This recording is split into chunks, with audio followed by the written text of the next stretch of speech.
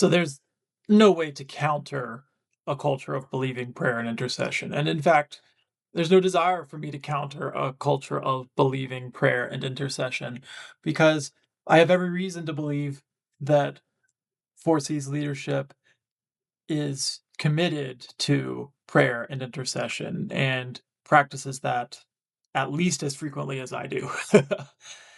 With that said, this value, I so enjoyed and appreciated looking at the scriptural references here. They were important reminders. There was one that stood out to me that I just wanted to unpack a little more. Some of this just for myself, and I hope you'll bear with me.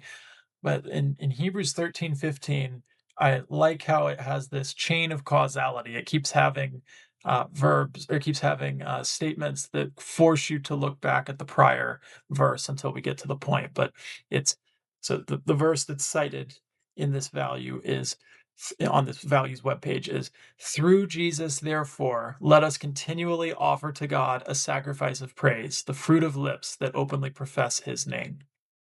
So then the therefore means we need to look back one verse to 14. For here we do not have an enduring city, but we are looking for the city that is to come. And then we look at the four. Okay, well, that brings us back again. Let us then go to him outside the camp, bearing the disgrace he bore. Okay, well, then if we look at then, that's causal too. So, and so Jesus also suffered outside the city gate to make the people holy through his own blood. And then, even then, the and so makes us look back. So now we're all the way back in verse 11.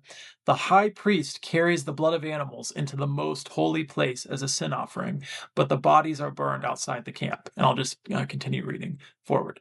And so, as a result of the high priest carrying the blood of animals into the holy place as a sin offering, but the bodies are burned outside the camp. And so Jesus also suffered outside the city gate to make the people holy through his own blood.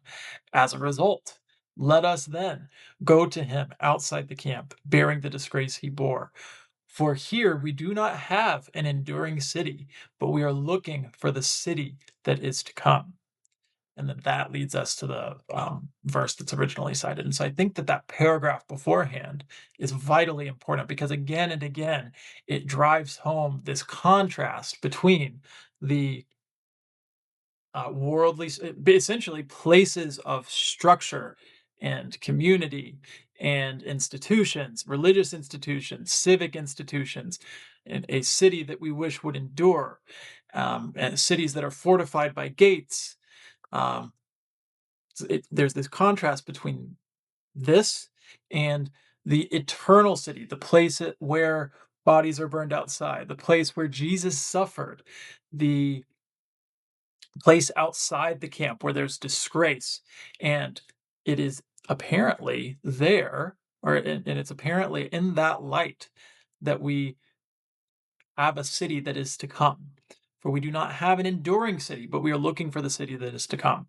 And that is where I would encourage us that to avoid the temptation to retreat and into our human institutions, our human structures, our sense of safety, our sense of desire to be affirmed in what we do, our sense to avoid the cost, to avoid costly measures, and that we would not seek to make a city or an institution that cannot endure forever. And we release the desire to do that and instead surrender into the eternal city that is to come and the example that Jesus sets in order for us to participate in that city. And I think at the end of the day, that is at the core of where a lot of our issues in this matter stem from is institutional protection and people who want to protect the four C's and want to protect the Park Street Church structures. And there's good in there, but it can't be put above loving other people and stepping outside of security to look towards the eternity that God has for us. So that's I would encourage us to keep that in mind. The core need to love people and how poor institutions above us are at doing that apart from building one-on-one relationships or relationships in smaller groups. So I would encourage, let's build relationships.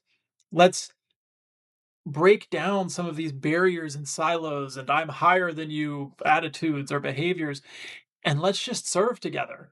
Um, and I know that's much easier said than done. At the same time, we've I think we're scripturally, I think there's no way to do anything but strike in that direction.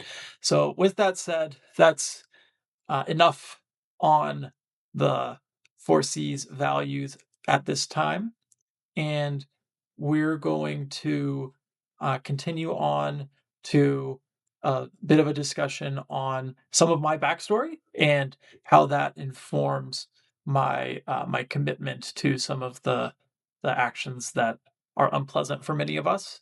And I would just ask for prayer for my heart, prayer for my discernment, and prayer for the hearts and discernments of everybody involved in this challenging situation. And of course, prayer for everybody actively ministering to and serving um, those who have the bravery and the wisdom to, even though it's not really worldly wisdom, at times it's the kingdom wisdom, to opt into congregational polity. And so, thank you so much for everybody's service, for everybody's time, and I hope that we can build something a little bit more meaningful together and a little bit more eternal together.